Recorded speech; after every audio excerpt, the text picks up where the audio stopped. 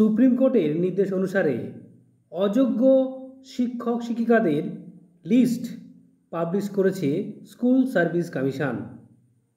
শিক্ষক শিক্ষিকাদের চাকরি বাতিল মামলায় এই প্রথম অযোগ্য শিক্ষকদের তালিকা প্রকাশ করেছে।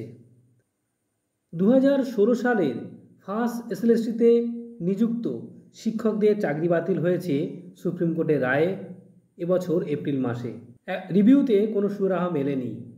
এরপর সুপ্রিম কোর্টের নির্দেশে অযোগ্য শিক্ষকদের তালিকা প্রকাশ করে এসএসসি।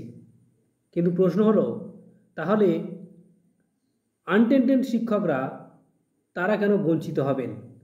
আর সেই উদ্দেশ্যে আনটেন্টেড শিক্ষক যারা রয়েছেন, অর্থাৎ শিক্ষক শিক্ষিকা অধিকার মঞ্চ 9 থেকে 12, তারা প্রেস বিবৃতি দিয়ে জানিয়েছেন, আমরা এসএলএসটি 2016 প্যানেলের অন্তর্ভুক্ত বৈধ নিযুক্ত শিক্ষক শিক্ষিকা স্কুল সার্ভিস কমিশনের নিয়োগ সংক্রান্ত অসঙ্গতির কারণে 15,403 জন নিরপরাধ শিক্ষক শিক্ষিকা সুপ্রিম কোর্টের নির্দেশে চাকরি হারিয়েছেন। যদিও সর্বোচ্চ তদন্তকারী সংস্থা সিবিআই, বাগ কমিটির রিপোর্ট এবং পরবর্তীকালে মহামান্য সুপ্রিম কোর্ট আমাদের আনটেন্টেড শিক্ষক হিসাবে স্বীকৃতি দিয়েছেন। এমনকি গতকাল, যেটা 30/8/2025, স্কুল সার্ভিস কমিশনও অবৈধভাবে নিযুক্ত শিক্ষক শিক্ষিকাদের তালিকা প্রকাশ করেছে।